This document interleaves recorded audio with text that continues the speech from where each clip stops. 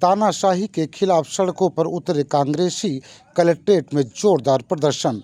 रायबरेली नहीं झुकी है, नहीं झुकेंगे, तानाशाही से कांग्रेसी लड़ेंगे। ये बुलंद नारों के साथ गुरुवार को रायबरेली जनपद में सियासी पारा चढ़ गया।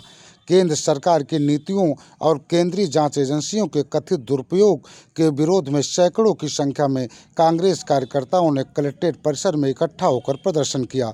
इस दौरान कार्यकर्ताओं ने लोकतंत्र की हत्या बंद करो के नारे लगाते हुए अपना आक्रोश व्यक्त किया। जांच एजेंसियों के दुरुपयोग का आरोप प्रदर्शन कर रहे नेतृत्व कर रहे कांग्रेस पदाधिकारियों ने केंद्र की भाजपा सरकार पर तीखा हमला बोला। कांग्रेस जिला अध्यक्ष पंकज तिवारी ने संबोधित करते हुए कहा कि केंद्र सरकार सत्ता के मद में चूर होकर ईडी और सीबीआई जैसी संवैधानिक संस्थाओं का खुला दुरुपयोग कर रही है। उन्होंने आरोप लगाया कि भाजपा नेताओं द्वारा सोनिया गांधी और राहुल गांधी के खिलाफ सुनियोजित तरीके से फर्जी शिकायतें दर्ज कराई जा रही हैं ताकि विपक्ष की आवाज़ को दबाया जा सके। नगर अध्यक्ष धीरज श्रीवास्तव ने प्रदर्शन के दौरान कहा कि जब से केंद्र में मोदी सरकार बनी है तब से लगातार विपक्षी नेताओं को निशाना बनाया जा रहा है। उन्होंने कहा विपक्ष का मानसिक और राजनीतिक उत्पीड़न किया जा रहा है जो कि लोकतंत्र में यह शुभ संकेत नहीं है। प्रदर्शन के अंत में नगर अध्यक्ष ने महामहिम राष्ट्रपति के नाम संबोधित एक ज्ञापन नगर मजिस्ट्रेट राम अवतार को सौंपा और निष्पक्ष जांच व राजनीतिक द्वेष की भावना खत्म करने की मांग की। वहीं पुलिस के भी सुरक्षा के कड़े इंतजाम दिखाई दिए। कांग्रेस के इस बड़े प्रदर्शन को देखते हुए कलेक्ट्रेट परिसर में सुरक्षा के पुख्ता इंतजाम किए गए थे। भारी पुलिस बल की मौजूदगी में कार्यकर्ताओं ने अपनी मांगों को रखा। प्रदर्शन के रूप में जिला एवं नगर कमेटी के पदाधिकारियों सहित रायबरेली जनपद के भारी संख्या में कांग्रेसी मौजूद रहे।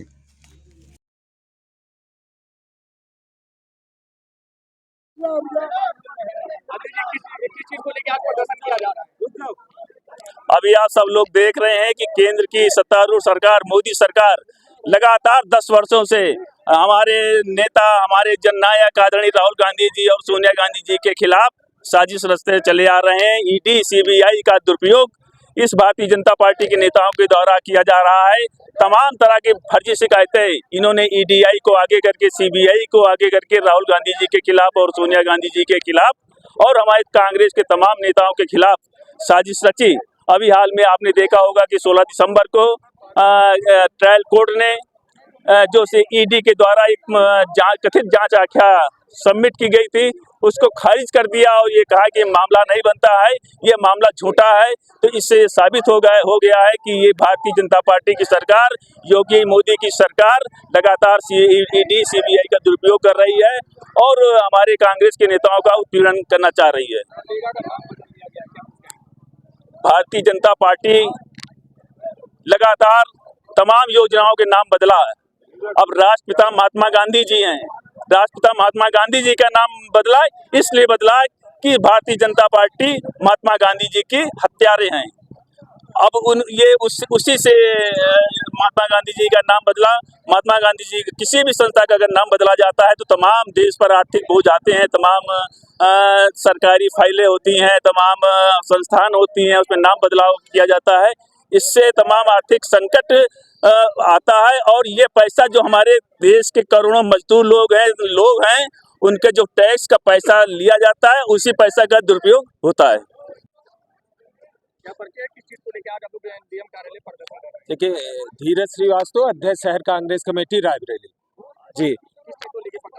देखिए, अभी आपने देखा होगा जब से मोदी सरकार बनी है विपक्ष के नेताओं पर लगातार सीबीआई ईडी के द्वारा उनका हैरेसमेंट करना, उनको लगातार दबाना, लोकतंत्र में आवाज़ उठाना। अगर इनके खिलाफ कोई आवाज़ उठाता है तो उसके खिलाफ ये लोग ईडी और सीबीआई द्वारा लगातार प्रेशर बनाने काम करते हैं, लगातार उनको कोर्ट और झूठे केसों में फंसाने का काम करते हैं।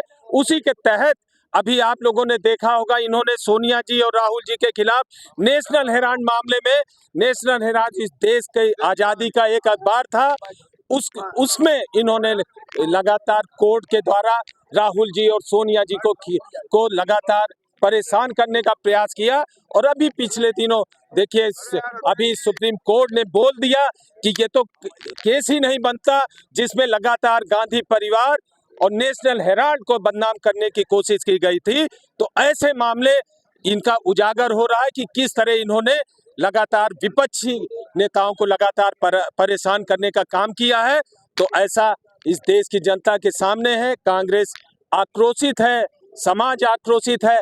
क्यों इस तरह का काम इस देश की सरकार कर रही है, जहां महान संविधान जो डॉक्टर बाबा साहब अम्बेडकर ने दिया था उसको कुचलने का प्रयास इस तरह के कृत्यों से सरकार करती है। जी देखिए, मनरेगा की जहां तक बात है, इन्होंने लगातार 50 दिन का रोजगार ये लोग नहीं दे पाए और नए उसमें ये लोग 125 दिन की गारंटी की बात करते हैं। एकदम गलत है। पिछला आप पूरा काम कर नहीं पा रहे हो, लोगों को रोजगार दे नहीं पा रहे हो, 125 दिन करने का प्रयास की बात करते हैं और 10% पहले गारंटी थी केंद्र सरकार स्टेट की और 90% केंद्र की। आज 40% केंद्र की और 60% 40% स्टेट और 60% केंद्र की बात करते हैं। तो ये लोग नाम बदल के केवल इधर उधर की बातें करके देश को गुमराह करने का प्रयास कर रहे हैं। इसको देश की जनता समझ रही है। जी।